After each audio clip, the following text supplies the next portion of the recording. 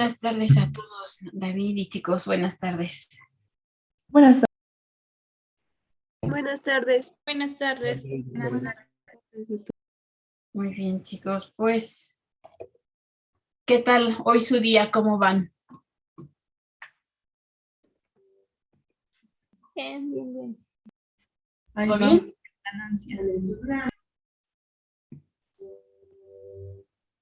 Bueno, muy bien.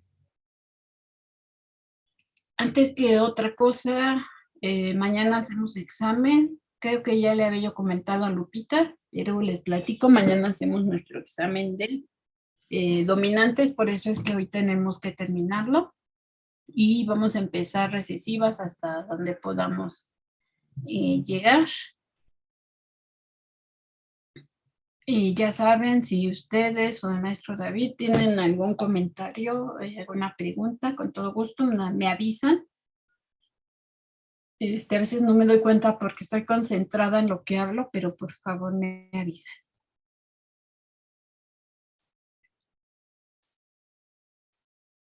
Muy bien. Marian Álvarez, ¿me puedes ayudar, por favor, recordándome hasta dónde vimos la clase pasada? Sí, doctora. Estábamos viendo lo de acondroplasia.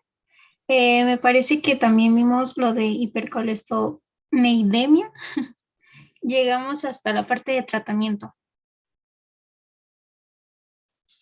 Entonces vimos acondroplasia, que aquí está. Sí, eso sí lo alcanzamos a ver. Ok, muy bien. Vamos a pasarlo.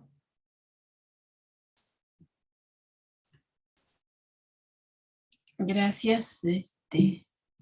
Vamos a ver aquí. Sigue siendo acondroplasia. ¿Marfan lo vimos? No, doctora. No, ese ya no lo alcanzamos a revisar. Bueno, vamos a ver entonces, Marfan. Acuérdense, por favor, me avisan cualquier comentario, duda, lo que sea. Muy bien.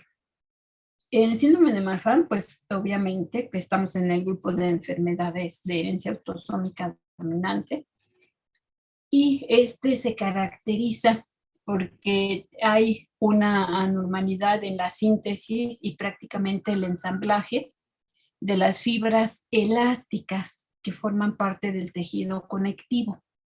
El tejido conectivo de los 4 tejidos básicos, ustedes saben que es el más abundante, se encuentra en muchísimas partes de nuestro cuerpo, por lo tanto, pues las manifestaciones clínicas van a ser en esas diferentes partes del cuerpo en donde hay tejido conectivo. Como vemos aquí, hay manifestaciones en el esqueleto, en los ojos, corazón, sistema nervioso, pulmones, todos los sitios donde hay este tejido. Se presenta un caso por cada 5,000 a 10,000 recién nacidos vivos, sin importar si son hombres o mujeres, ambos géneros se afectan de igual manera. En este caso, hay una mutación del gen que está codificando para la fibrilina 1 y que está ubicado en el cromosoma 15, estoy viendo para acá abajo, en el cromosoma 15, en su brazo largo, en su región 21.1, que es acá donde está señalando la flechita amarilla abajo.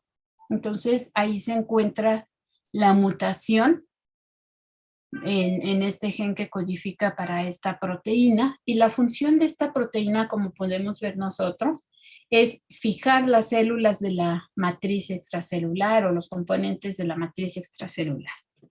Recordemos que el tejido conectivo está conformado por células y está conformada por sustancia intercelular. La sustancia intercelular tiene glucosaminoglucanos, proteoglucanos, fibras de colágeno, fibras elásticas y fibras reticulares. Entonces, estas fibras de la matriz extracelular son las que están dañadas en estos pacientes. Y bueno, Esta proteína está presente en todas estas regiones que podemos ver: vasos sanguíneos, pulmones, córnea, zónula ciliar, piel, riñones, cartílagos, tendones, músculos, en todas, como dijimos, en todas las partes donde se encuentra el tejido conectivo. Bueno, resulta que en este gen que dijimos, 15, de cromosoma 15, Q21.1, pueden haber muchísimas mutaciones. Vean ustedes, se ha encontrado que hay más de 500 mutaciones, dice, casi todas para un individuo o para una familia afectada. Por lo tanto, pues las manifestaciones van a ser importantes, ¿verdad? Van a ser severas, ya que el ensamblaje de las fibras se lleva a cabo de una manera anormal.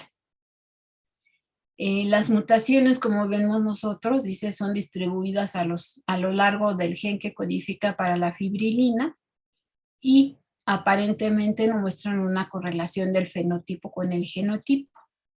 ¿Esto qué quiere decir? Puede haber alto grado de variabilidad interna e interfamiliar. Entonces, lo han asociado que también se pueden presentar factores ambientales y al azar que influyen en la presentación de este cuadro clínico de síndrome de Marfan. Se han localizado también mutaciones en los exones del 24 al 32 del gen que codifica para esta proteína fibrilina, y cuando están aquí en estos exones es cuando la enfermedad se manifiesta de una manera más grave, y desde que los pacientes son muy pequeñitos, dice, poco después del nacimiento. Este dato se los puse aquí en rojo porque, pues, cuando leí el artículo, muchachos, me sorprendí que dice 3077 mutaciones en el gen de la fibrilina. Y bueno, los autores del artículo que consulté entraron a esta base de datos y encontraron que ya se habían descrito 3905 mutaciones en el gen. Entonces vean ustedes que son muchísimas. Por lo tanto, pues las afectaciones también son muchas. Vamos a ver en qué consisten esas afectaciones.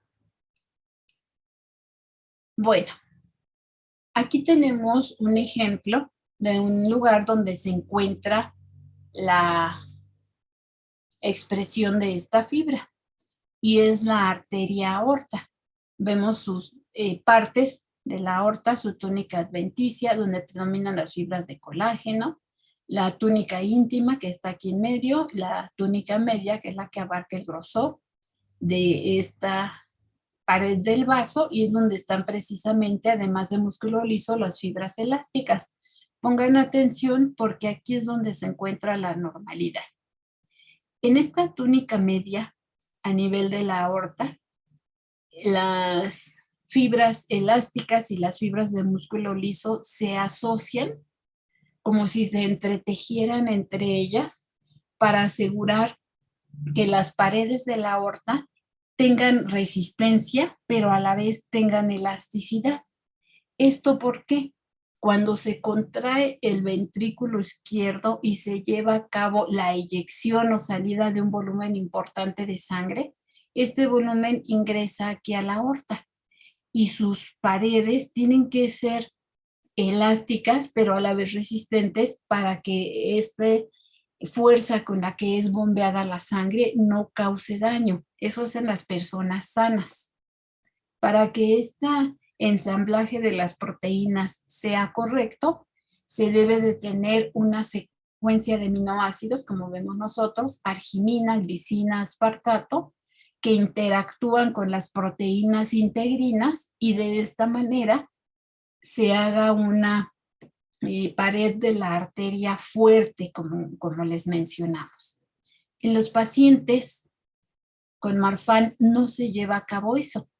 Aquí la imagen del inciso A nos está mostrando cómo debe ser el ensamblaje correcto. Dice mecanismos de unión de las células de músculo liso, fibras elásticas o láminas elásticas y los filamentos de conexión.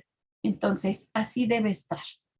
Pero vemos acá en el inciso B que en los pacientes con síndrome de Marfan no se está llevando a cabo, ya que hay, dice, déficit de fibrilina 1, lo que provoca alteración en la síntesis del músculo liso y produce más bien una elastólisis precoz. ¿Esto qué quiere decir? Una degradación.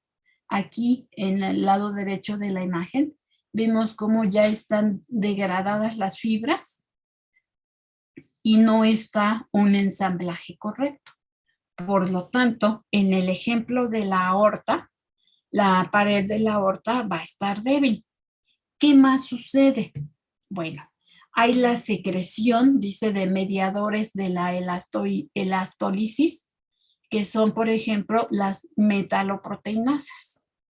Las metaloproteinasas son enzimas degradadoras, degradan fibras elásticas, fibras de colágeno, por eso se llaman metaloproteinasas, porque hacen esta función. Y esta es la consecuencia. Tenemos aquí al lado izquierdo una aorta de características normales y al lado derecho, ¿qué pasa cuando el ensamblaje de las fibras no se llevó correctamente? Vemos como un abombamiento de la pared de la arteria. ¿Esto por qué? Por la debilidad de esta pared y se forma más bien se hace esta deformación que se conoce como neurisma aórtico. Por eso dice que hay una pérdida y fragmentación de las fibras elásticas. Como ya vimos, se pierde la estructura normal del tejido conectivo, y eso permite el desarrollo de los aneurismas, además de alteración de las válvulas cardíacas. ¿Hasta este punto vamos bien? Sí, doctora. Sí, todo Muy bien. bien. ¿Algún comentario, David, que nos quieras decir? No, doctora, por ahora no. Gracias. Bueno, muchas gracias. Entonces seguimos. Vean ustedes, aquí tenemos la representación de una membrana celular y aquí de el receptor del factor de crecimiento trofoblástico beta. Lo que sucede en estos pacientes es que hay un exceso de la señalización, se une este factor a su receptor y se está estimulando de manera permanente esta vía, ¿sí? Lo cual en los pacientes con Marfan puede o producir la activación o la inactivación de genes, y esto conlleva, como vemos del lado derecho, a que el paciente desarrolle enfisema, prolapso de válvula mitral, aneurisma aórtico, miopatía, además de otros daños en el organismo de nuestro paciente. Tiene esta alteración una penetrancia cercana al 100%, lo que quiere decir que las personas que heredan el alelo mutado desarrollan la enfermedad. ¿Sí? Vemos, ¿verdad?, que 20% de las enfermedades se presentan por mutaciones de novo. Dicen 90% de las mutaciones puede ser de tipo único y que afecten a un individuo o a una familia. Ya habíamos dicho antes, ¿verdad?, en las características del árbol, que se necesita únicamente un gen mutado para que se presente la enfermedad. Por lo tanto, cada que esta pareja desean tener un nuevo hijo, tiene 50% de probabilidad de ser enfermo o 50% de probabilidad de ser sano. Si es enfermo y tiene la enfermedad, tiene síndrome de Marfan o enfermedad de Marfan, dice que hay una variabilidad o llamada heterogeneidad alélica. Eso significa que en un mismo gen se producen diferentes mutaciones y por lo tanto, ¿verdad?, las personas tienen, como vemos, 50% de probabilidad de desarrollar este síndrome. Características que vamos a encontrar, pues aquí vemos una talla muy alta, brazos muy largos, también pies que son muy largos, de la diferencia, la distancia, perdón, si nosotros medimos de dedo medio de una mano a dedo medio de la otra mano, su brazada es más larga de lo usual, porque sus brazos son muy, muy largos. Tienen dilatación de la pared de la aorta, como ya vimos, porque hay debilidad de esta. Hay luxación del cristalino, que vamos a ver más adelante en una fotografía. Esta dilatación de la raíz de la aorta es la que hablábamos, se está ensanchando. Prolapso de la válvula, o sea que esta salga de su lugar. También en la parte ascendente, que es esta, acuérdense que la aorta tiene esta parte ascendente, su arco, y después su parte descendente. La parte ascendente generalmente es la que está más dañada, que es la que recibe el volumen sanguíneo. Entonces, ya dijimos, los pacientes son muy altos, sus dedos son desproporcionadamente largos, lo que dicen los autores que semeja una arañita y por eso se dice que tienen aranodactilia, dedos delgaditos y largos, tanto en manos como en pies. ¿Sí? Los pacientes vean en su rodilla de esta paciente. Normalmente nosotros flexionamos nuestra rodilla hacia enfrente. Ellos tienen una hiperextensión hacia atrás, que es lo que nosotros estamos viendo aquí. Geno significa rodilla o articulaciones de rodillas. El genum recurvatum, pues es la curvatura anormal, ¿verdad? Que está hacia atrás, que es lo que estamos viendo nosotros aquí en esta paciente. Vean sus pies, además de tener pies planos, pues los dedos son desproporcionados, tanto en manos como en pies. Tienen su columna vertebral con una gifoescoliosis, o sea, tienen una gifosis, una joroba y una desviación que está, escoliosis es como a los lados, como en este paciente, vean ustedes. Este niño le hicieron una cirugía para ayudarlo por la deformidad importante que tenía en su columna vertebral.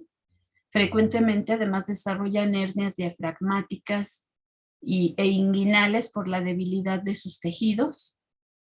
Son delgaditos, por eso dice que es el cutáneo, el tejido subcutáneo es escaso, vean qué delgaditos son. Y en la figura 5, inciso B, vemos el paladar ojival. Aquí eso que está señalando mi cursor, ahí se nota. Lo tienen los dos pacientes, pero yo lo noto más aquí, ¿sí? En esta mujer. Vean la flexibilidad de sus dedos, de sus extremidades, es mucho mayor que la que tenemos el resto de las personas. Si cierran su mano, como lo estamos viendo aquí, poniendo su dedo pulgar entre sus otros dedos, queda prácticamente una falange libre. Vean aquí en la figura 13, inciso A, cómo queda este dedo. Eso indica la longitud de su dedo es mayor. La deformidad del tórax, dice desplazamiento hacia adentro de este, o puede haber incluso hacia lo que conocemos como tórax en embullido, siendo delgadito. Esta es la subluxación del cristalino. Vean aquí, pareciera como si el paciente tuviera un lente de contacto mal puesto, ¿verdad? Que se movió. Esa es la subluxación o ectopia del cristalino. Tienen temblor del iris. ¿Sí? Miopía mucho más importante que la que de por sí tenemos todas las personas o muchas personas. Tienen manifestaciones en sistema respiratorio que hace que desarrollen fibrosis pulmonar, neumotórax, en sistema nervioso central, en sistema nervioso dice ectasia dural, que es el ensanchamiento del surco dural que rodea la médula espinal. O sea, ahí la relación con sus tejidos de protección, ¿sí? Y esto puede ocasionar que el paciente tenga cefalea, lumbalgia y algunos déficits neurológicos. Hay criterios que vamos ahorita, adelanto un poquito para que veamos. ahorita cuáles son esos criterios diagnósticos. Les muestro esta imagen de ecocardiograma donde se observa la dilatación de la aorta. Aquí, de aquí hasta acá, es una aorta. Está muy grandota, por eso dicen que hay dilatación. Además de que las flechitas, dice, están marcando los senos de Valsalva, que no es muy común que se puedan observar. Del otro lado tenemos la resonancia magnética, perdón, aquí me equivoqué al escribir, donde los pacientes también vean aquí, está la dilatación de la aorta. Como la que vimos en el dibujo, donde nace la aorta, aquí está. Entonces vemos esa dilatación que tiene aquí. Y aquí están los criterios, ¿sí? En la nosología de Hend. Ustedes van a ir explorando a su paciente. Estas personas hay que explorarlas desde la cabeza hasta la punta de sus pies. Y vamos a ir registrando cada dato clínico que vemos para asignarles un puntaje y establecer nuestro diagnóstico. Vean, aquí se ve la ectopia lentis, que decíamos en su ojito de los pacientes. Aquí la seguimos viendo. Ya voy a ir un poquito más rápido para poder terminar. Aquí vemos los criterios, cómo les vamos asignando puntos, ¿verdad? Signo del pulgar, de la muñeca, que es tomar su muñeca entre sus dedos, ¿verdad? Y ahí como son muy delgaditos, que como podemos ver aquí, pues va a tener, a cerrar fácilmente ahí los dedos. Entonces, en cada una de las manifestaciones clínicas van a asignar un puntaje. El tratamiento en las niñas que son muy altas pueden dar hormonas para inducir la pubertad precoz. ¿Por qué razón? Porque acuérdense que cuando le dan hormonas sexuales a los pacientes se cierra el cartílago de crecimiento, entonces ya no van a crecer más. Betabloqueadores porque pueden frecuentemente presentar hipertensión arterial. Quirúrgicamente pueden ser sometidos a reparación de la aorta o de las válvulas, también como apoyo para las desviaciones de columna, la escoliosis y la cifosis. ¿Tienen alguna duda o comentario de Marfan? Bueno. No, doctora. Doctora, Mande. y por ejemplo, estas personas sí tienen, por ejemplo, de que vivan mucho tiempo, bueno, prevalencia, ajá, de que vivan, ¿como cuánto tiempo pueden vivir estas personas? Si llegan a la edad adulta, depende de la gravedad de sus manifestaciones clínicas, y principalmente a nivel cardíaco, lo de la dilatación de la aorta y las válvulas. Eso influye mucho en el tiempo de vida que van a tener las personas. Adelante, David. Nada más complementarle, doctora. Igual, o sea, depende de los cuidados y el momento en el que los diagnostiquen. La enfermedad no tiene cura. Si la dejas evolucionar, pues probablemente sí van a tener una vida corta, pero si le manejas las complicaciones, generalmente tienen una vida adulta. Sí es común que mueran o sea, jóvenes, no van a llegar probablemente a los 80, 90 años, pero sí llegan a la edad adulta relativamente bien, hasta los 50, 60 años. Gracias. Así es, chicos. Entonces, pues, ¿cómo podemos nosotros apoyar al paciente si somos médicos familiares o médicos generales? Pues hay que hacer el diagnóstico, hay que canalizarlo al genetista, ya del genetista. Es una atención de diferentes Integral. especialistas, integral, exactamente. Muchas gracias, David. Gretel. Nada más para comentarle que una compañera quiere entrar, pero dice que la reunión está bloqueada. Ok, ya está. Gracias. Gracias. Bueno, muy bien, chicos. La siguiente patología es la neurofibromatosis 1. Hay dos, pero vamos a ver solamente la 1, puesto que así nos lo solicita el programa. La neurofibromatosis 1 se presenta un caso por cada 2.500 recién nacidos.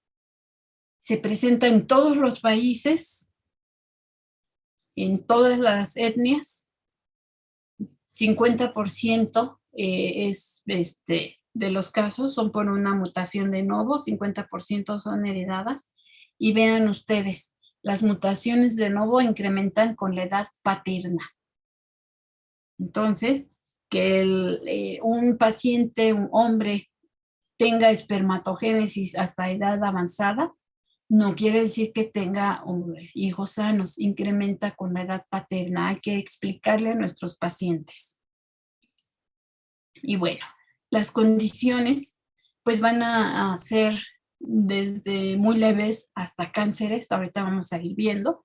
Se asocia o se presenta comúnmente cáncer hereditario autosómico dominante, dice aquí, en 50% de los pacientes, pues ya dijimos, son por mutaciones de novo. Esta alteración se describió por primera vez en 1882,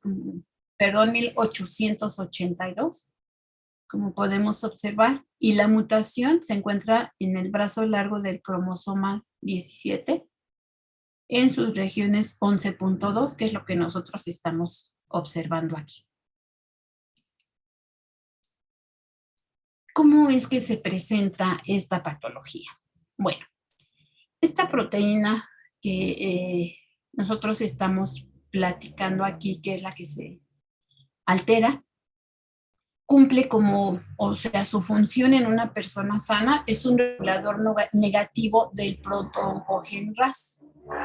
Dice que es una molécula de señalización en el control del crecimiento celular o del ciclo celular. ¿Qué sucede en estos pacientes? La neurofibromina, que es la proteína que está afectada, ¿verdad? Debe de regular el crecimiento y la señalización y, como su nombre lo indica aquí, es un regulador negativo del protooncogen RAS, que es el que estamos viendo nosotros aquí. Aquí está la neurofibromina, que el efecto negativo es reprimir aquí al protooncogen o regulador negativo. Si no está cumpliendo con su función esta neurofibromina, porque tiene una mutación en el gen que la está codificando, ¿cumple con su función de regulador negativo del protooncogen? ¿Será que sí o que no? No. Exacto. No, ¿verdad? Entonces, si no hay esto, pues no hay una regulación del crecimiento celular. Se pierde la regulación del ciclo celular y del crecimiento por estas vías. Por lo tanto, ¿verdad? Nuestros pacientes van a presentar formación de tumoraciones. Cuando las personas nacen, sabemos que tienen una copia mutada, que es no funcional, como estamos viendo aquí, y una copia que sí es funcional. Sin embargo, el gen funcional no compensa, sino que el no funcional dijimos que es dominante y es suficiente para que se presente la enfermedad. Por lo tanto, el paciente, dijimos, va a desarrollar tumores en muchas partes de su cuerpo. Bueno, esto ya lo habíamos dicho, ya está repetido. Dijimos, puede desarrollar tumores, neurofibromas, a una edad más temprana que lo que normalmente podría la población general producir tumores. Tienen coeficiente intelectual un poquito más bajo que el resto de las personas y algunas características faciales que vamos a ver en un momento. Muchísimo mayor riesgo de desarrollar cánceres, principalmente de sistema nervioso, como vamos a ver. Clínicamente, pues van a presentar estas manchitas que se llaman manchitas café con leche o máculas café con leche. Aquí nos están mostrando en la imagen una paciente, dice, de 24 años de edad, donde clínicamente están midiendo el tamaño de esta manchita. Pueden presentar además de máculas café con leche algunas pecas o como si fueran estos lunares que están aquí marcados. Es común que los pacientes presenten estas características. El desarrollo temprano de tumores, como el que estamos viendo aquí, dice los neurofibromas, tumores de las células de Schwann. Acuérdense que ¿para qué sirven las células de Schwann? ¿Cuál es su función, muchachos? Para la transmisión de los impulsos nerviosos. Ok, nada más repite la palabrita. ¿Para la qué? Transmisión de los impulsos. Transmisión, ok. Entendí que dijiste transcripción, por eso te dije, ok, para la transmisión. Bueno, ¿y quién forma la mielina en el sistema nervioso periférico?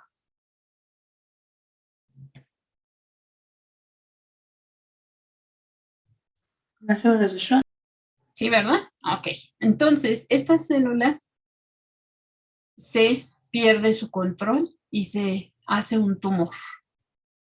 ¿Sí? Dice neurofibroma plexiforme interno. Vean ustedes, en un niño de 8 años de edad, que se le hizo una resonancia magnética, coronal quiere decir como cortar el cuerpo y tener una parte anterior y una parte posterior. Entonces es como si hubieran quitado la parte anterior del cuerpo y aquí observaron este tumor que vean ustedes, está aquí al lado de la columna. Todo esto es el tumor en este niñito de 8 años. ¿Qué otras características? Dice osteopenia, escoliosis, displasia del ala del esfenoides, displasia tibial. Y aquí podemos ver esa escoliosis, esa columna que más bien parece una S, vean ustedes. Esta deformidad de la tibia, que es lo que estamos viendo nosotros aquí. La escoliosis, dice en una niña de 11 años. La inclinación de la tibia en una niña de 10 meses. Vean cómo está aquí esta deformidad. Dice en la C, pseudoartrosis tibial, aquí en la parte inferior, y en la D le hicieron una cirugía, ¿verdad? A esta paciente le pusieron una varilla y ya se corrigió. Bueno, le están apoyando, es parte del tratamiento. Ya habíamos hablado, cardiopatías congénitas, ya habíamos dicho dilatación de la aorta o estenosis pulmonar, prolapsos valvulares. En el electrocardiograma, vean ustedes, dice hasta 27% de los pacientes van a reportar anormalidad en el electrocardiograma. Tienen déficits neurocognitivos, dificultad de aprendizaje, ¿sí? Hay que darles una estimulación temprana, tienen trastornos del lenguaje, deficiencias motoras. Pueden ser niños con déficit de atención, pero a la vez con hiperactividad, así como este que está aquí, hiperactivo. Trastornos con un espectro autista, como este chiquito que tenemos acá con la persona mayor del lado izquierdo. Tienen alteraciones de conducta. Es frecuente que ellos tengan algunos problemas psicosociales para integrarse con la población por las características de este síndrome. El sistema nervioso central es muy común que desarrollan tumores. Vean, 15 a 20% desarrollan neoplasias gliales. Acuérdense que las células de la glía son las que dan protección, sostén al sistema nervioso como tal. Y estas pues desarrollan con cierta frecuencia tumores. 80% de esos tumores se alojan en la vía óptica o dañan la vía óptica. Ahorita vamos a ver imágenes. 15% pueden estar presentes en tronco encefálico. Hay formación de gliomas. Y aquí tenemos esta imagen. Dice, son neoplasias gliales de bajo grado, son resonancias magnéticas, ¿verdad? Aquí de 2 pacientes. En la imagen A estamos viendo un paciente de 4 años de edad y aquí nos está marcando el glioma. Esto es el globo ocular. En la parte posterior del globo ocular está la retina y luego la formación del nervio óptico. El nervio óptico que está formado por las ramas nasal y temporal. No me acuerdo si ya llevaron ustedes nervioso, pero si no lo van a llevar. Y vean, aquí está el tumor que está afectando a este nervio óptico que pasa por aquí. Y del otro lado es una resonancia magnética donde aquí estamos viendo el tumor ahora en el tronco encefálico, en un niño de 9 años de edad. Entonces vean ustedes que desde muy temprana edad ellos ya tienen estos tumores. Decía uno de los artículos que el promedio de vida es entre 8 y 21 años de edad. Es raro que lleguen a edades mayores. Por esta gran cantidad de tumores, vean el sistema nervioso, los glioblastomas que se presentan en adultos jóvenes. Otros tumores del sistema nervioso periférico, como estamos viendo nosotros aquí, dice tumores malignos. Una mujer de 24 años, que aquí estamos viendo el tumor en la vaina de los nervios periféricos y abajo en un hombre de 29 años. Por eso el pronóstico es muy malo, ¿sí? Desarrollan muchos tumores. Vean, 3 a 10% de los sarcomas están en partes blandas. Tienen un riesgo acumulativo a lo largo de su vida de estos pacientitos de desarrollar tumores malignos. Entre más edad tienen, más posibilidad de desarrollar estos tumores malignos. Por eso decíamos que mueren a edad temprana. Y estos pues pueden estar prácticamente en cualquier parte del cuerpo. ¿Sí? Dice mutaciones de la línea germinal que abarcan todo el gen de esta proteína y que son microdeleciones. ¿Quién me recuerda qué es una microdelesión? ¿Qué es delesión en Es un corte, mutaciones? un corte que Perdóname, Vladimir, otra vez. es un corte que se realiza en un gen o en el ADN. Gracias, muy bien. La otra persona que iba a participar, por favor. Ay, yo quería decir que igual era como un corte, pero pues con el micro me supongo que es muy pequeño. Ok, muy bien. Giselle. Es la pérdida del material cromosómico. Así es, de lesiones pérdida, ¿verdad? Hagan de cuenta, por decirlo así, pérdida de cachitos. Ahí. Así es. Pero son muchas. No es nada más un cachito, son muchas microdelesiones.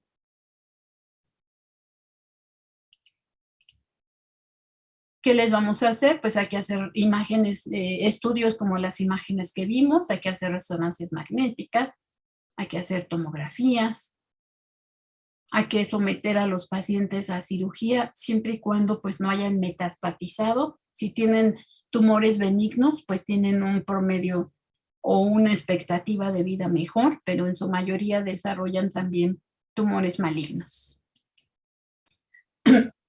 Perdón, fuera del sistema nervioso también pueden desarrollar tumores. Como vemos aquí, pueden desarrollar tumores. Puse esta imagen porque pueden desarrollar los tumores en cualquier parte del sistema digestivo, en cualquier punto que, por decirlo así, se le ocurra, se va a desarrollar el tumor, como este que vemos aquí. Este es un tumor del estroma gastrointestinal. Frecuentemente desarrollan cáncer de mama antes de los 50 años, lo cual pues incrementa más la mortalidad. Eso si es que llegan a esta edad, porque dijimos que mueren muy jóvenes. Pueden desarrollar leucemias y linfomas, ¿sí? Desde muy jóvenes. De ahí lo de leucemia mielógena crónica juvenil, leucemia mielomonocítica crónica, todas las leucemias aquí. Linfomas no Hodgkin. Feocromocitomas, que son tumores que se desarrollan a partir de la médula suprarrenal. Acuérdense que las suprarrenales tienen una médula y una corteza. La médula es la parte del medio. También tienen el desarrollo de tumores en esta región. También carcinoides duodenales, o en células endocrinas. Prácticamente todas las glándulas endocrinas van a presentar estos tumores. Pueden presentar radiomiosarcomas, que no encontré fotografía de esas, se las debo, ¿sí? Que son tumores que se forman a partir de las crestas neurales. Y las personas con neurofibromatosis 1 tienen un riesgo 20 veces mayor de desarrollar rabdomiosarcomas que el resto de la población. El cuadro clínico, bueno, lo hemos venido viendo desde antes. Aquí tenemos algunos tumores benignos en el sentido de que no son cáncer, pero esta parte estética para el paciente seguramente que le causa problemas, ¿verdad? Entonces hay que darle ese apoyo. De tumores de vaina nerviosa, nervios espinales, periféricos, craneales, en todas partes. Cuando la persona nace, va a tener displasia de órbita, de tibia, pseudoartrosis y neurofibroma plexiforme. Conforme avanza su edad, van incrementándose estas manifestaciones. Vean, nódulos de Lynch, escoliosis, neurofibroma, esto ya en un adolescente, en un joven, hasta que en el adulto pues ya tiene muchos tumores y cánceres. Otras manifestaciones. A estos pacientes, por favor, también hay que explorarlos de cabeza a pies y anotar. Vean ustedes, 5 o más manchas café con leche, 2 o más neurofibromas, efélides axilares o inguinales, que eran las pecas y los puntos que estamos viendo nosotros aquí en las fotografías. Todo esto va a confirmar y, por supuesto, la familiar directo, que generalmente son los padres, a menos que sea mutación de novo. Nuevamente estas manifestaciones clínicas. Otras anomalías que se presentan, ¿sí? Problemas de aprendizaje, discapacidad intelectual, trastorno, déficit de atención, ya habíamos dicho, alteraciones motoras, déficit visuales, cefaleas, migrañas, talla debajo del percentil en 40% de los adultos con esta patología, hipertensión, etcétera. Lo que ya hemos mencionado. ¿Sí? Que hay que valorar la presencia de cada una de estas manifestaciones clínicas para confirmar nuestro diagnóstico, frecuencia de características clínicas, trastornos del aprendizaje en el 60-80%, trastornos con déficit de atención en 30-60%, alteraciones en relacionarse socialmente, 40-60%, retraso mental o discapacidad intelectual, y así sucesivamente. Aquí tenemos algunos criterios que pueden ustedes, considerar para establecer su diagnóstico. Y bueno, obviamente van a tener muchas complicaciones, que se ve afectado todo su cuerpo. Hay que hacerles cirugía cuando es posible, hacer la disección de los tumores. Aquí le hicieron una reconstrucción a este paciente, por lo menos que se descubra su ojo para que él pueda ver. Muchos de estos tratamientos ya son paliativos, ya son ofrecerle al paciente mejorar su calidad de vida. ¿Sí? Dependiendo de las manifestaciones, pues vean, le van a dar el tratamiento. Y esto es de neurofibromatosis 1. ¿Tienen alguna duda o comentario? Bueno. Nada más les iba a comentar, doctora. ¿Nunca han visto en la imagen los neurofibromas en personas? Es bastante, o bueno, relativamente frecuente en las personas, en la población mexicana. No sé si alguna vez en el metro han visto alguna persona que tienen así un buen, como si fuera cera pegada. Sí, yo sí he visto. Sí, igual. Probablemente esas personas puede ser una de las causas, ¿no? Y se dieron cuenta que los principales órganos o tipos de tejidos puede afectar cualquier tejido, como comentó la doctora, pero se dieron cuenta que los principales tejidos que afecta derivan de una capa embriológica. Ujú. ¿Saben de cuál?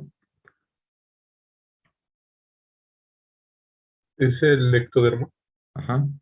Te digo, puede afectar cualquier capa embrionaria, pero la mayoría de los tumores se presentan en los tejidos que son derivados de la capa ectodérmica. Solo era eso, doctora.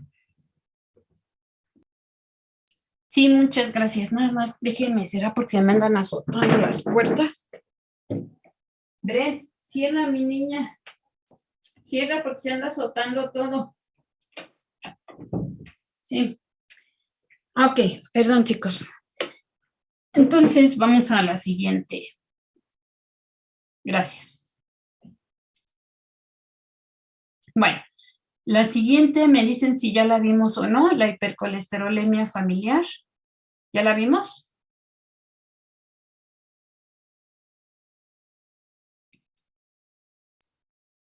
Chicos. Creo que no. Ah, ok. Es que creo que me mencionaron al inicio, por eso tenía yo la duda. Muy bien, no se preocupen. La hipercolesterolemia familiar, pues bueno, existen diferentes mutaciones, manifestaciones que vamos a ir viendo. Puede haber alteración del receptor de lipoproteínas de baja densidad, que es lo más común. Puede haber apolipoproteína B, que también está alterado. Y bueno, vamos a ir viendo cada una para que nos quede más claro. Dice, es causado por mutación en uno de 3 genes. Se caracteriza principalmente porque los niveles del perfil lipídico de los pacientes están alterados. Las lipoproteínas de baja densidad están elevadas, lo que se asocia con enfermedades cardiovasculares que llevan a una muerte del paciente, de ahí lo de comortalidad, morbimortalidad. Acuérdense ustedes que cuando se afectan las arterias coronarias, pues son las que alimentan al corazón y pues ahí puede haber el daño. Y existen estos 3 tipos, como les mencioné. La heterocigota, donde hay mutación de un alelo de alguno de los genes que pueden causar la hipercolesterolemia. La forma heterocigota compuesta, que se llama compuesta porque hay 2 mutaciones diferentes en alelos de genes iguales o diferentes, o la forma homocigota. Esto es mutaciones bialélicas. ¿Qué quiere decir eso? Que los 2 alelos que recibe el paciente están dañados. Se presenta en todos los países. Vean aquí, habla de Estados Unidos, Sudáfrica, libaneses, judíos, Países Bajos, etcétera. En todos lados se encuentra. Y pues bueno, vamos a ir viendo mejor el cuadro clínico en lugar de leerlo. Tienen jantomas. Aquí tenemos un paciente con un jantoma en su tendón de Aquiles. Ya pueden estar presentes estos también en cualquier parte del cuerpo. Vean en rodillas. En ojos, esta parte clarita que está aquí en el ojo del paciente se llama arco corneal y lo que está alrededor de sus párpados son los jantelasmas. Aquí en sus 2 ojos se observa. Vean bien el arco corneal.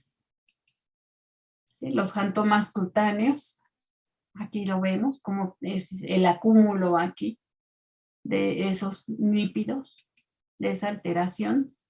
Y bueno, dice, el gen del receptor de LDL se ha identificado que tiene más de 100 mutaciones diferentes, pues obviamente van a conducir a que el receptor se codifique mal, ¿verdad?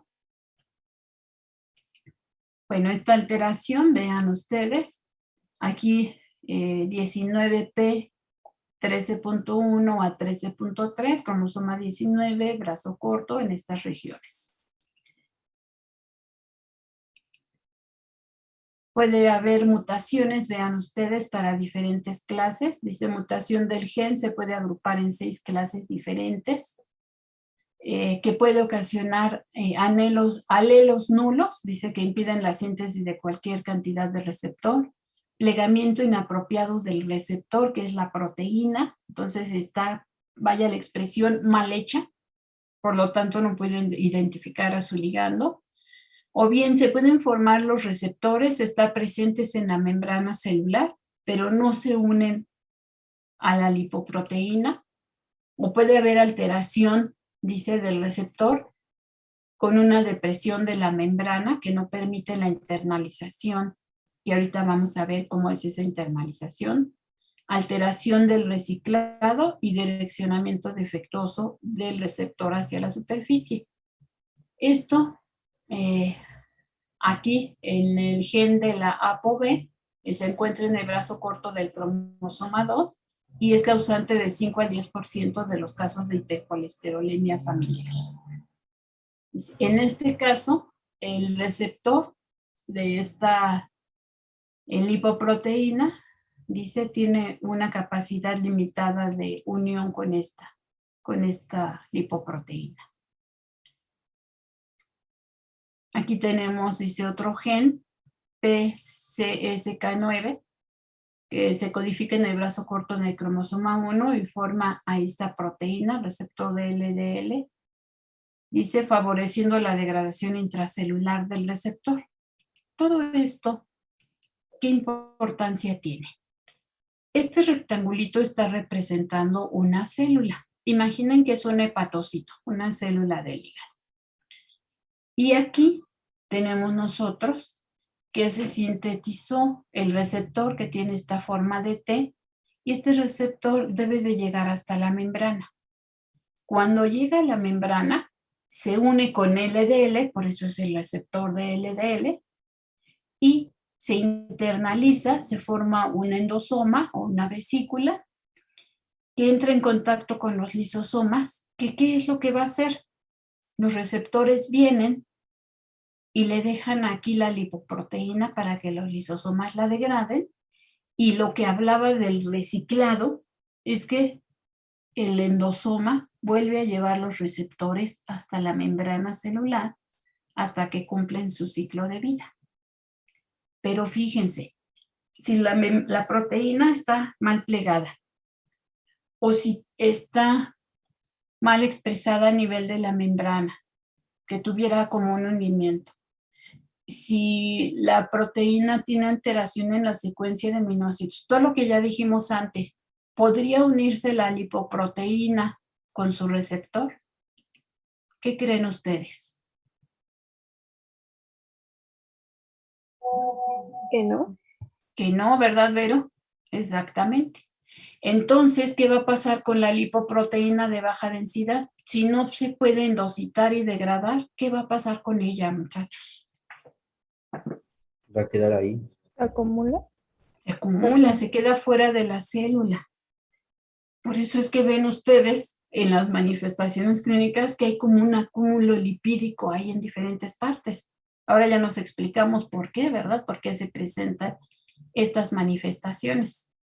Bueno, tiene una penetrancia, dice, en ApoB la penetrancia puede ser incompleta.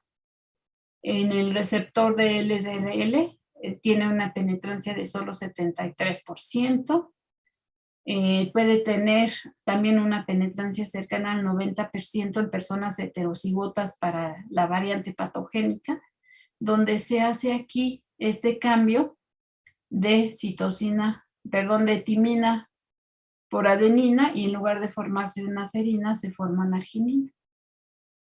Entonces, hay muchas mutaciones, muchas alteraciones que llevan a esos cuadros clínicos. Hay que hacerle perfil lipídico al paciente, donde los niveles de colesterol plasmático y lipoproteína de baja densidad pues van a estar elevados. Generalmente, ¿verdad? Al menos 50% de nuestros pacientes tienen historia familiar de esta patología, con esto que estamos viendo aquí, coronariopatía prematura, o sea, las personas muy jóvenes ya tienen enfermedades de las coronarias, más lo que hemos estado mencionando. Y aquí están los criterios, dependiendo de la edad, ¿verdad? Van a valorar los niveles del perfil lipídico de sus pacientes. Aquí nos lo está dando en millimoles por litro. en la población general y en los diferentes casos que estamos viendo. Esta, discúlpenme, no se ve muy bien, la vamos a capturar mejor, pero vean ustedes, dice el paciente se califica con base, no es en base, es con base a 4 conjuntos de criterios donde ustedes le van a dar puntaje. Tiene familiar de primer grado, o sea, su papá estaba enfermo, tiene un punto. Familiar de primer grado con LDL, con un percentil mayor a 95, otro punto. Familiar con jantomas tendinosos y arco corneal como el que vimos, 2 puntos. Y así sucesivamente. Vean, niños menores de 18 años con LDL, con un percentil mayor a 95, otros 2 puntos. Y estos los van a sumar. También estos criterios de Deutsch, donde van ustedes a valorar y asignar estos puntajes. Una vez que los suman, si son de 8 o más, confirman diagnóstico. Si son de 6 a 7, es probable. De 3 a 5, posiblemente, y menor de 3, no es una hipercolesterolemia familiar, es otra enfermedad. Hay que hacer como parte del tratamiento un control estricto en su dieta. Hay que dar algunos fármacos como quelantes de los ácidos biliares. ¿Qué función cumplen los ácidos biliares con respecto a las grasas? ¿Alguien lo sabe? Ok. Las sales biliares Las hacen la emulsifican. Exacto, muy bien. Las emulsifican, Fer. O sea, participan en la digestión de las grasas para que éstas se puedan absorber. Si damos un quelante de los ácidos grasos ya no van a participar en esta digestión de las grasas. ¿Se van a absorber? ¿O no?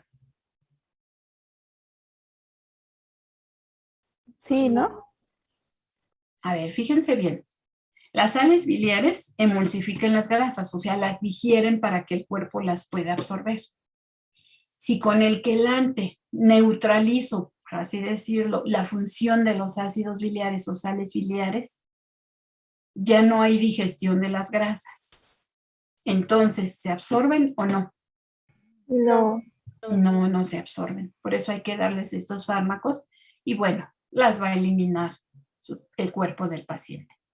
Hay que dar inhibidores de la enzima 3-hidroxi-3-metilglutaril, coenzima reductasa y óxido nítrico porque son las que participan en la síntesis de colesterol y si las inhibimos ya no se forman. Vean ustedes, tratamiento farmacológico a partir de los 10 años, son bien chiquitos, son unos niñitos.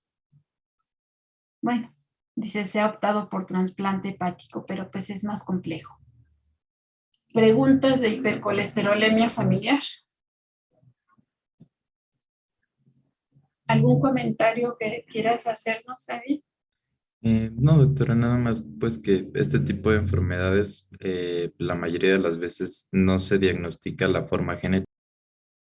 Es decir, podemos tener un paciente con triglicéridos altísimos y la mayoría de las veces no le vamos a hacer un estudio genético porque de todos modos el tratamiento es el mismo, ¿no? Estatinas, fibratos. Ajá, pero siempre sospéchenlo y ténganlo en mente en pacientes pues que son jóvenes, delgados, no tienen como algún factor de riesgo y tienen triglicéridos muy altos, ¿no? O colesterol. Gracias. Es correcto, muchachos. Y además, a veces los pacientes dicen, pero es que si llevo dieta, no como esto, no como lo otro, no tengo dieta alta en grasas. Y cuando le empezamos a dar el tratamiento, además, no es de fácil control. ¿Sí? No se normalizan los niveles del perfil lipídico. ¿Algún comentario que nos quieran hacer de herencia dominante? Bueno, vamos a empezar con herencia recesiva, porque el tiempo nos apremia. Mañana hacemos examen de herencia dominante, para que por favor le den una repasadita. Y bueno, Vamos a ver en qué es la herencia autosómica recesiva. Primera característica. A ver. Ah, ok. Sí es cierto. Teníamos un equipo que no terminó de exponer su tema. Ahorita al final les digo qué hacemos para ahorrar un poquito de tiempo. Doctora, yo tengo una duda. Ande. Sí, dígame. Y por ejemplo, la enfermedad de Huntington y las otras igual entrarían en esta, en la pasada. Esas las vamos a ver más adelantito. Ah, ok, vale, vale. Sí. David, adelante. Ah, no, doctora, le iba a contestar que ese es otro tipo, es de herencia, se les llama herencia no clásica. Ajá, pero Así es. más adelante en el programa. Pero no cuenta como dominante. Sí, es correcto. Muchas gracias. Muy bien. En la herencia autosómica recesiva sí va a haber portadores, cosa que dijimos que no sucede en la dominante. Esta es una diferencia importante. Vean ustedes, dice, son alelos que se encuentran en los autosomas, se pueden expresar en hombres y en mujeres por igual, puede haber portadores y se considera que el árbol genealógico es horizontal. Eso quiere decir que individuos de la misma generación pueden estar afectados o ser portadores. Mientras que en la de dominante dijimos que es vertical porque va de padres a hijos. Bueno, estos ejemplos de cómo se heredan estos rasgos, por ejemplo, el grupo sanguíneo, creo que lo platicamos un poquito en alguna clase, pero se asocian con que se heredan por una característica recesiva, que es lo que estamos viendo nosotros. Dice, 3.000 rasgos patológicos producidos por genes recesivos como fenilcetonuria, galactosemia, hiperplasia, lo que vamos a ver más adelante, así como rasgos fisiológicos como el grupo sanguíneo, el factor RH, el color de ojos, de cabello, etc. Bueno, aquí dice heterocigoto, cuando un gen recesivo codifica para una determinada característica y su gen homólogo es dominante. La característica recesiva no se expresa, se mantiene oculta. Entonces, es debido a esto, aquí en el árbol, es debido a ello que hay portadores. Clínicamente no presentan manifestaciones clínicas, pero son portadores de la enfermedad. Entonces dice, en heterocigotos el gen dominante se expresa, mientras que el recesivo permanece oculto hasta que se encuentra un homólogo. Aquí mismo lo podemos ver. Estaba oculto el gen, era portador este señor, esta señora era portadora. Cuando ellos tienen hijos, ¿cuáles son las posibilidades aquí de combinación? Si este gen dañado se junta con este gen dañado, por así decirlo, el hijo va a ser enfermo. Si este gen dañado se junta con este gen sano, va a ser portador. Si este gen sano se junta con este gen dañado, va a ser portador. Y si este gen sano se junta con este gen sano, el hijo va a ser sano. Por lo tanto, cada vez que esta pareja deciden tener otro hijo, ese hijo tiene 25% de probabilidad de ser sano, 50% de probabilidad de ser portador y 25% de estar enfermo. Acuérdense que esto es cada embarazo. Como la genética es como al azar, muchachos. No sabemos en cuál de todos estos va a caer. Igual y tienen suerte y todos los hijos caen aquí. O igual y no y todos los hijos caen acá. Cada embarazo son las mismas posibilidades. Y eso lo corroboramos aquí en un cuadrito de poner. Los papás clínicamente están sanos, pero aquí esta hija está enferma. ¿Eso qué quiere decir? Que eran portadores, ¿verdad? Que clínicamente no tenían ninguna manifestación, pero sí eran portadores, por lo que esta hija nació enferma. Corroboramos el 25% para estar sana, el 25% de estar enferma y el 50% de ser portadores. ¿Hasta aquí alguna duda? ¿O vamos bien? Vamos bien. Todo Ok, bien. Todo muy bien. bien. Dijimos, árbol genealógico horizontal. Los hermanos son los que están enfermos. Los padres, portadores. Vean, aquí tenemos un árbol de 4 generaciones. El probando es nuestro paciente, es el que fue a consulta con nosotros. Entonces, pudo ser alguno de estos dos. O esta señora o este señor. Y ahí les hicieron ustedes o les tendrían que hacer su árbol genealógico y dicen, no, pues mis papás están sanos. Y les preguntan a los papás y la mamá dice, mis papás y hermanos eran sanos. Y el papá dice, mis papás y hermanos eran sanos. ¿Qué pasó ahí? ¿Quién me dice? Pues justamente ¿Eran podemos saber. portadores? Eran portadores.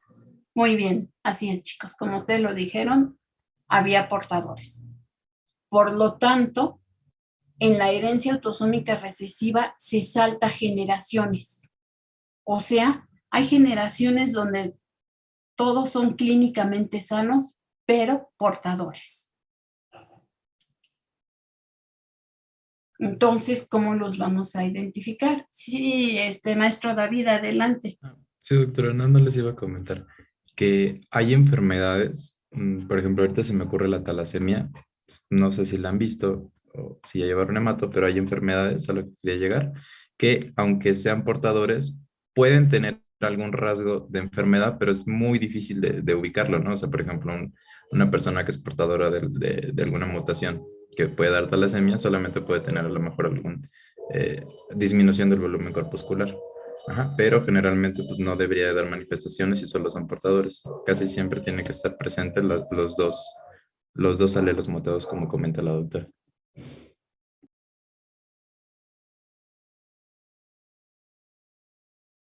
Solo era eso, doctora. Gracias, perdón, es que no podía activar el micrófono. Ok, es correcto. Así es, muchachos. Entonces, por eso dijimos que los padres pueden no estar afectados. Sin embargo, cuando hacen su árbol genealógico como el que van a hacer ustedes de tarea, a lo mejor el abuelito o la abuelita se acuerdan y dicen, ay, pues yo me acuerdo que cuando era niño, un hermano de mi abuelita tenía eso mismo. O sea, se saltó generaciones y de repente se volvió a expresar. ¿Ya les pedimos la tarea de árbol genealógico? Sí, Sí. doctora. Sí, doctora. Bueno, muy bien. Vamos a ver. Bueno, esto es lo mismo que hemos estado mencionando ya para avanzar un poquito más. Y vean ustedes, los alelos mutantes pueden ser transmitidos hereditariamente durante generaciones sin que se exprese como en el árbol genealógico que vimos, hasta que se juntan 2 portadores y en ese momento ya se expresa. ¿Qué va a hacer que se incremente esta expresión? Eso es lo que vamos a ver ahorita. La consanguineidad. Cuando se casan o tienen hijos, hermanos, entre primos, tíos con sobrinos, tías con sobrinos, etc. Eso es la consanguineidad, relación sanguínea que existe entre 2 personas que tienen el mismo tronco familiar y que tienen hijos. ¿Sí? Esto se presenta, ¿verdad?, en aquellas comunidades donde se casan entre familiares. Entre más cercano es la relación familiar, pues el porcentaje de genes comunes se aumenta y esos genes que no se habían expresado y que estaban ahí siendo recesivos, se expresan. ¿Sí?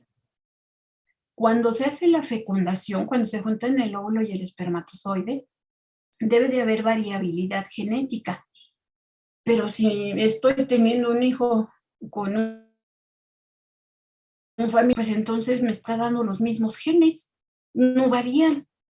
Se expresan más estas enfermedades cuando hay consanguinidad. Aquí vean ustedes. Esta doble línea indica que estas personas eran primos y aquí lo podemos ver. Arriba tenemos a los abuelitos que tuvieron estos hijos. Este señor tuvo estos hijos, esta señora tuvo estos hijos y eran primos hermanos, se casaron y entonces se expresó con más incidencia los genes afectados. También está lo que es la endogamia. Dice, poblaciones que prefieren casarse y procrear hijos en una comunidad cerrada. ¿Sí?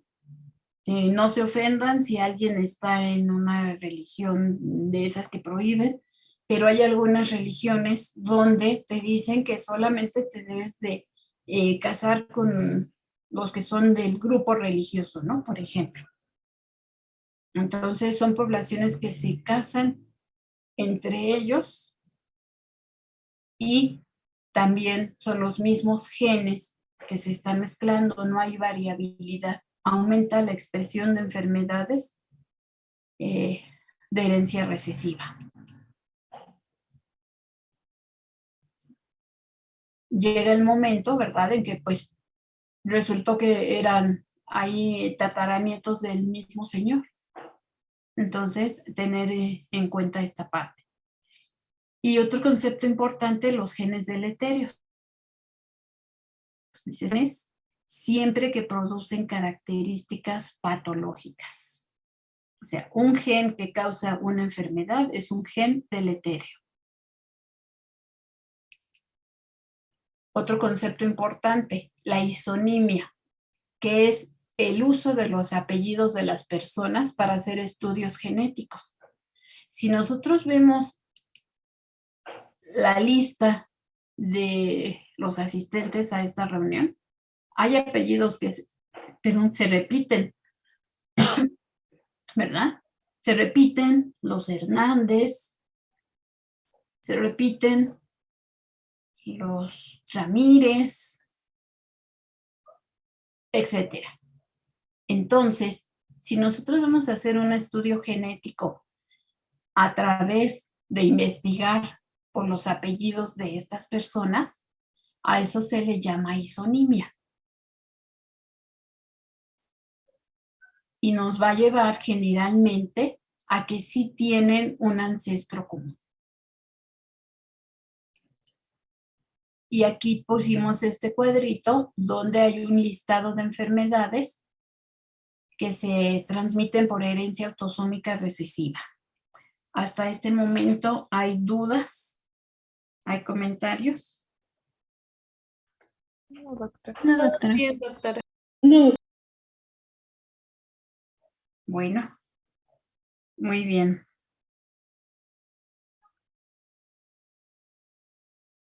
Vamos entonces a iniciar con las enfermedades. Son 6:15, todavía tenemos un ratito. La primera enfermedad que vamos a abordar es la fibrosis quística. Esta enfermedad se caracteriza, porque hay daño en las glándulas exócrinas. Ajá.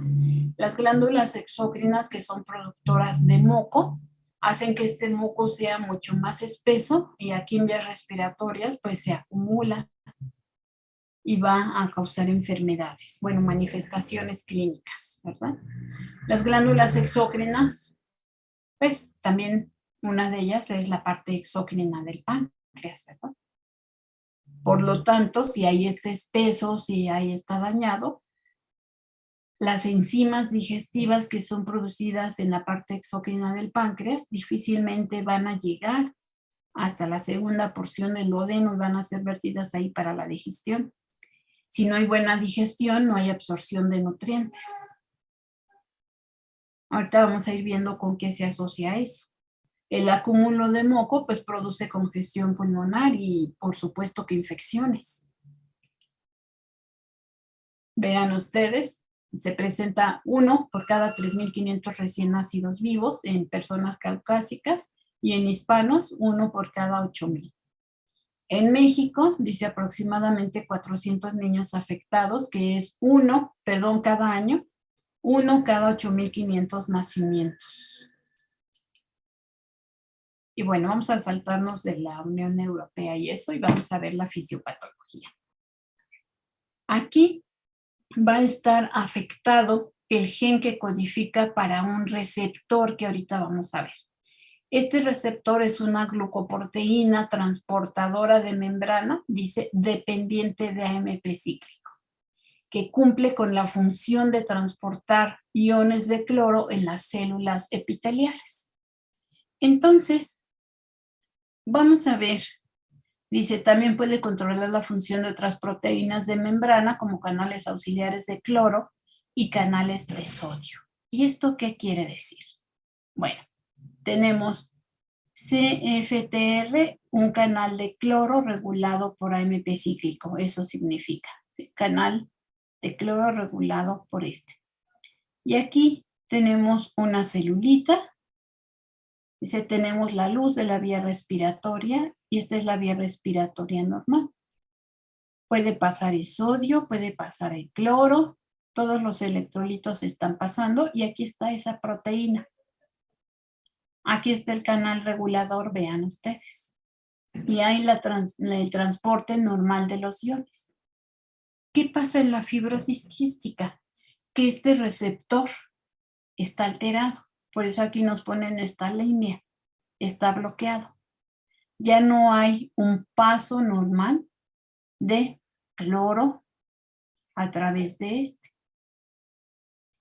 Y esto se asocia directamente con las manifestaciones clínicas. No hay paso de cloro y no hay paso de sodio. Entonces, vean ustedes, esta proteína transporta bicarbonato, cloro, regula otros canales iónicos, especialmente para sodio. ¿Sí? Si regula el bicarbonato, pues va a tener control en el pH de la célula, ¿verdad? Favorece la acidificación intravesicular, la circulación endocítica, la regulación de las acuaporinas 3, que son proteínas que transportan agua, induce una apoptosis epitelial, bueno, todo lo que ustedes están viendo aquí. ¿Quién codifica para el gen de esta proteína de la fibrosis quística? Bueno, el cromosoma 7 humano con su región Q31. Vean ustedes, tiene un tamaño de 250 kilobases, tiene 27 exones y codifica para una proteína gigantesca de 1480 aminoácidos. Esa proteína, bueno, aquí tenemos nosotros el gen, dice el gen de la fibrosis, que más bien es el gen que codifica para la enfermedad y que si está mutado, pues se produce la fibrosis. Entonces, ¿qué es lo que sucede? Pues que todas las células que expresan esta proteína tienen alteración. ¿Quiénes la expresan? Epitelio respiratorio, páncreas, digestivo, aquí su mucosa gastrointestinal. Esta es la proteína, la CFTR que estamos viendo. Esta proteína está ubicada en la membrana de las células y tiene diferentes regiones. Cada una de las partes se llama dominio. ¿Sí? Dominio transmembrana 1, dominio transmembrana 2. ¿sí? Estos dominios de reconocimiento, etcétera. Entonces, ¿qué es lo que sucede? Dice, está constituida por regiones transmembranales hidrofóbicas separadas por una región de unión ATP, que es la región NBF, que aquí estamos viendo nosotros, ¿sí? O de unión a nucleótido y una subunidad reguladora, que es la R, que es esta, o el dominio regulador. Arriba es si la proteína la agarran ustedes y la extienden, y abajo es cómo está cuando forma parte de la membrana celular. ¿Qué es lo que sucede? Bueno, hay, 6 clases diferentes de esta patología. Clase 1, defecto de la síntesis. Aquí está el DNA, y si hay defecto de la síntesis, pues ni siquiera existe la proteína, no se forma. Clase 2, defecto del procesamiento del tráfico intracelular. Se transcribió la proteína, sí se formó, salió del núcleo, estuvo en los ribosomas, pero vean, aquí en la clase 2 ya no llegó a Golgi para madurar a la proteína, entonces no sirve, no funciona. Clase 3, defecto de activación y regulación.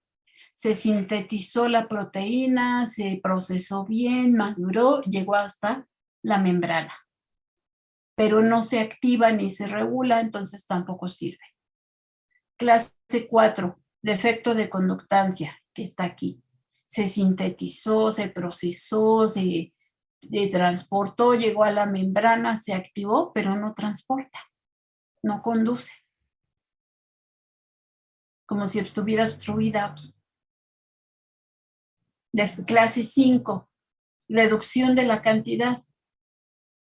La clase 5 es un poquito menos grave porque sí se sintetiza la proteína, pero si tendría que haber 100,000, hay 50,000 o 60,000. Por eso hay reducción de la cantidad. Entonces, sí existe, pero son poquitas y no pueden cumplir con la función completa.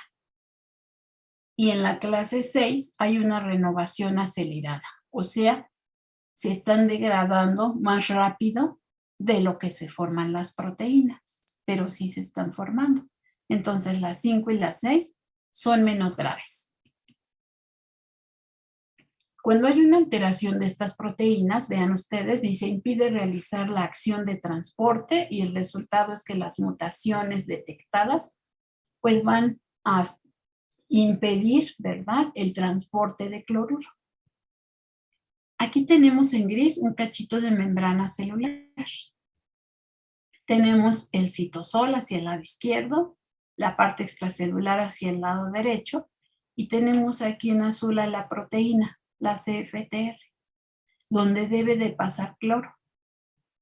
Si no está, si se está degradando rápido, si está mal formada, todo lo que vimos antes, pues esta función está alterada. Se acumula el moco.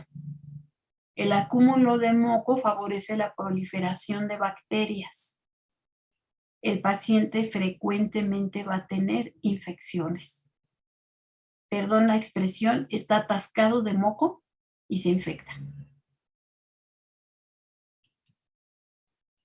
Hay manifestaciones desde, dice, presentación de fibrosis cística desde antes del nacimiento, recién nacidos, en niños, jóvenes.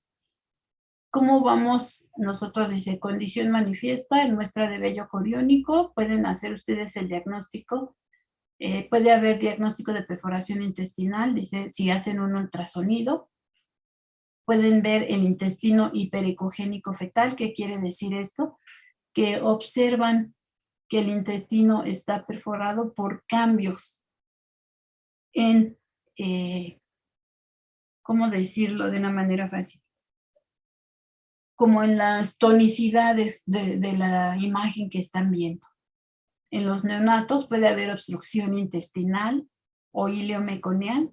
¿Qué es el ilio meconial, muchachos?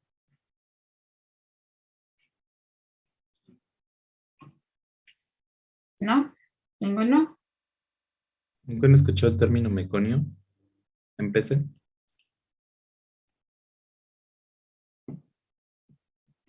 Chicos, ¿alguien que nos conteste? ¿El intestino? Más fuerte, hija, casi no te escuché. ¿Es el bloqueo del intestino delgado? No, es cuando un bebé tiene meconio es porque defecó en el útero materno. Pero el hilio meconial, ahí está obstruido. El meconio es cuando hace popó pues en el útero. El hilio meconial es cuando este meconio está obstruyendo ahí en el intestino. Y lo que ven ustedes, enfermedad hemorrágica, ictericia, ¿sí? El tránsito de meconio pues está retardado. Los niños, ya una vez que nacen, que tienen infecciones respiratorias recurrentes, ya vimos por qué, diarrea, retraso del crecimiento, porque no se absorben los nutrientes, prolapso rectal, todo lo que están viendo ustedes aquí, pancreatitis, porque ya dijimos que es un órgano que está afectado.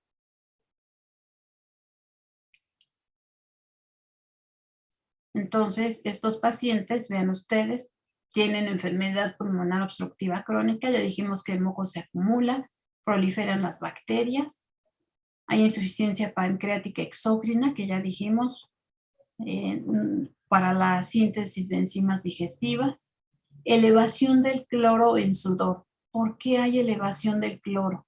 ¿Qué dijimos que pasaba con el cloro aquí en diapositivas anteriores? ¿Quién se acuerda? No podía pasar. No podía pasar, ¿verdad? Entonces, el sudor, si ustedes hacen una prueba, tiene elevación del cloro. En los hombres hay infertilidad porque hay obstrucción, o sea, sí forma espermatozoides, pero están obstruidos los conductos y esos espermatozoides no pasan. Y por eso ese señor no puede tener hijos, en la forma clásica, ¿verdad? En la fibrosis quística clásica. Tienen afectación, ya dijimos, en pulmones, en páncreas, alteración de sudor. ¿Sí? Puede asociarse con síndromes con pérdida de sal. ¿Sí? Acuérdense que sodio también participa ahí en muchas funciones, regulación del pH, de ahí lo de alcalosis metabólica, perdón, pérdida aguda de sal, desnutrición, sinusitis, todo lo que están viendo ustedes aquí, que ya fuimos hablando por qué se presenta. ¿Y por qué habrá diabetes mellitus, muchachos? Por la afectación en el páncreas. Sí hay afectación en el páncreas, ¿verdad?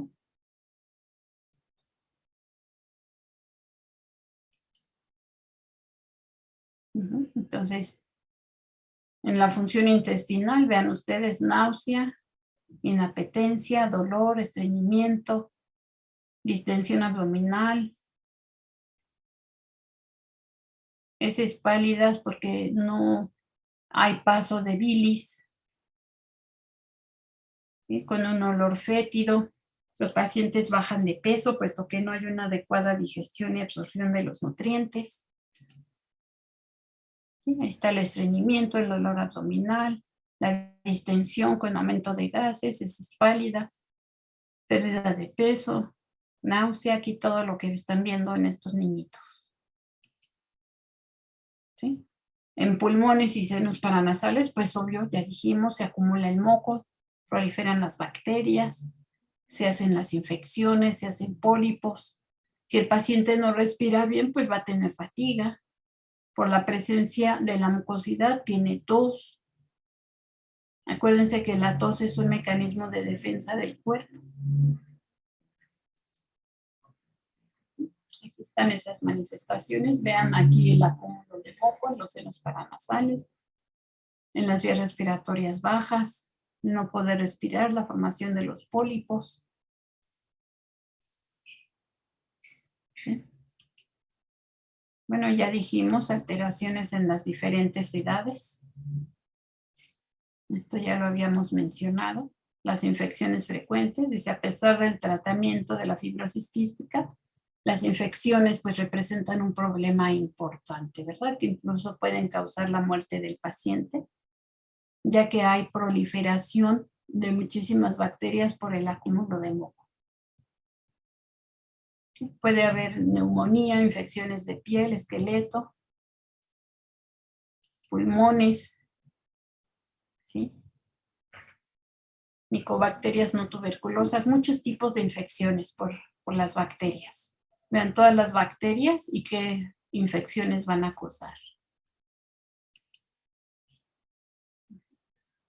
Entonces, ¿qué es lo que sucede? Dice, este gen regulador de la conductividad de transmembrana, que codifica para esta proteína, pues está alterado. Tiene mutaciones frecuentes, dice aquí, delta F508, que es una deleción de 3 pares de bases en la posición 508 de la proteína, con pérdida de fenilalanina en la proteína final.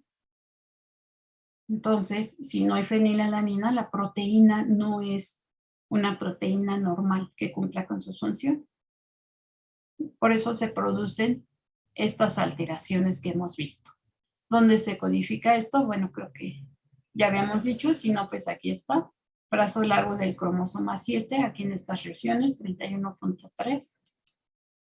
Esto es lo que habíamos visto de si se forma o no se forma o se degrada antes, nada más es otro esquema.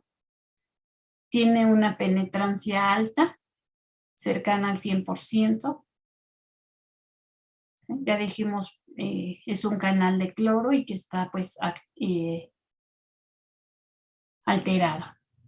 Entonces las mutaciones del gen pues van a producir alteración de células de pulmones, tubo digestivo, glándulas sudoríparas, digestivo, la proteína defectuosa que no puede regular el paso de cloro a través de la membrana, se produce una insuficiencia de la secreción del líquido que se hace espeso porque no está bien hidratado, y conduciendo a una alteración de las propiedades fisicoquímicas de las secreciones de órganos, lo que lleva a alteración del equilibrio de agua y sal, disfunciones endocrinas. ¿Sí? El sudor tiene un alto contenido de sales, el moco y líquido son espesos. Bueno, esto es lo mismo. Ya para no entretenerlos con esta parte, hay que hacer una prueba de sudor, donde hay que hacer un tamizaje para establecer los diagnósticos. Dice el gold estándar, el test de sudor. Mire el cloro, un cloridómetro, ¿sí? Que va a medir la cantidad de cloro en sudor. Hay que hacer entonces el test de sudor, un tamizaje para fibrosis quística. Creo que los tamizajes que se hacen a todos los recién nacidos no tienen esta detección, entonces hay que pedir un tamizaje para fibrosis quística, donde van a encontrar altos niveles de tripsinógeno inmunoreactivo. ¿Sí? Bueno, estudios genéticos obviamente para confirmar. Y pues bueno, la terapia es así como más sintomática, antibióticos por las múltiples infecciones, broncodilatadores para tratar de que expulse el moco. ¿Sí? Hay que dar fármacos antiinflamatorios, fisioterapia respiratoria, manejo de afectaciones digestivas, hay que dar enzimas, puesto que el páncreas exócrino está fallando, tratamiento nutricional porque no hay digestión y absorción de nutrientes. Y eso es todo de esta patología. ¿Dudas, comentarios?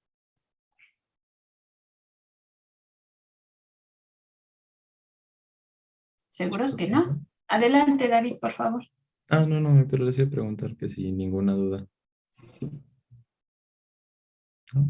Bueno, nada ¿Siguen más. aquí, muchachos?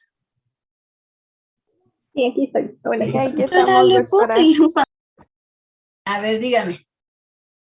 ¿Le puedes regresar tantito a la diapositiva anterior, por favor, para tomarle foto a ¿Esta? modo de apunte?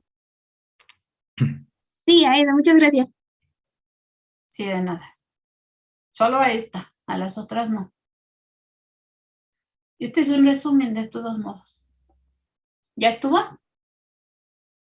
Sí, ya, muchísimas gracias. Sí, por nada. Bueno, creo que le vamos a dejar hasta aquí para que tengan algunos minutos de descanso antes de su otra clase. Insisto, mañana empezamos con el examen de dominante. Acuérdense, entre más exámenes tengamos mejor, porque ahora tiene un valor muy elevado los exámenes de clase. Sí, Martín. Disculpe, ¿y también van a venir las leyes de Mendel y todo lo que Sí. viene relacionado con ese tema? Ok, Sí. muchas gracias. Sí, porque no hemos hecho examen de ello. Sí, por nada. Sí, Vero. muchas gracias. Yo tengo una duda, pero no sé si me pueda quedar 5 minutitos sobre la exposición. Sí, si quieren.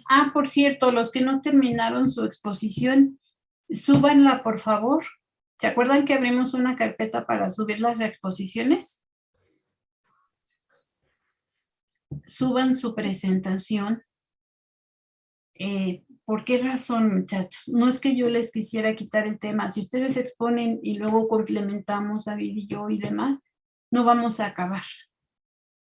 Si hagan su presentación, participen, complementando y cuando veamos que hay más espacio van a presentar y si no les calificamos con la presentación que nos hagan. Adelante, David. No, doctora, nada más les iba a comentar que traten de darle una leída a todos los temas que les va a presentar la doctora. Por dos razones. Uno, porque pues la experiencia que tiene la doctora y el conocimiento. Y a veces no entendemos cuando estamos en los primeros años como bien la enfermedad. Y si ustedes traen leído el tema, pues les va a generar más dudas, y ya nada más aquí las vamos a resolver, ¿no? O sea, de por qué se produce esto, por qué da esta manifestación, cómo se diagnostica. Y además de que es ya un poco más difícil que cuando lleguen a clínicos vean este tipo de enfermedades. Ujú. A veces no se repiten. Ujú. Entonces, aprovechen lo que los pueden ver ahorita en básicos. Gracias. Muy bien. Vamos a seguir subiendo artículos con los temas que estamos viendo, ¿eh? Sí, Evelyn. Me surgió una duda, doctora, con respecto a la fibrosis quística. ¿El moco se supone hay una modificación y en el sudor también presenta modificaciones o no se presenta? Sí, en el sudor y en el moco, en ambos. En el moco hay un exceso de la presencia de cloro en el sudor y estaba viendo el mensaje y se me fue la onda. El sudor y el que dijimos, el moco es espeso, está deshidratado y por eso es que se acumula y proliferan las bacterias. Adelante, David. Le iba a complementar, doctora, nada más. Por favor. Acuérdate que, o sea, tiene que estar en un balance lo que está fuera y lo que está dentro de la membrana. El problema en la fibrosis quística es que el cloro no entra. Sí sale, porque acuérdate que los iones se están intercambiando constantemente.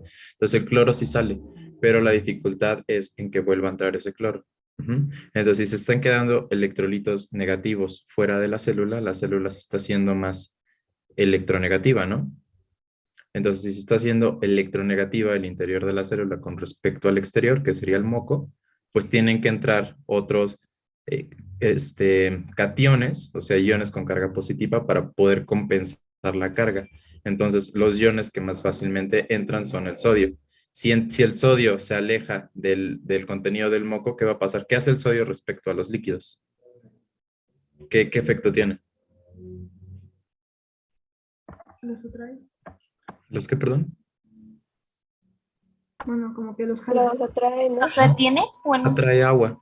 Entonces, si estás quitándole el sodio a la secreción, pues está quitando también el agua, ese sodio que le estás quitando al moco en este caso. Entonces, si le quitas el agua, es por eso que comienza a volverse espeso. Así es, muchas gracias. Chicos, lo que estamos viendo aquí de las patologías es como el 5% de lo que consiste toda la patología, ¿eh? Por cuestión de tiempo, a mí me dijeron, en una sola clase tienes que dar dominantes y en una sola clase tienes que dar recesivas.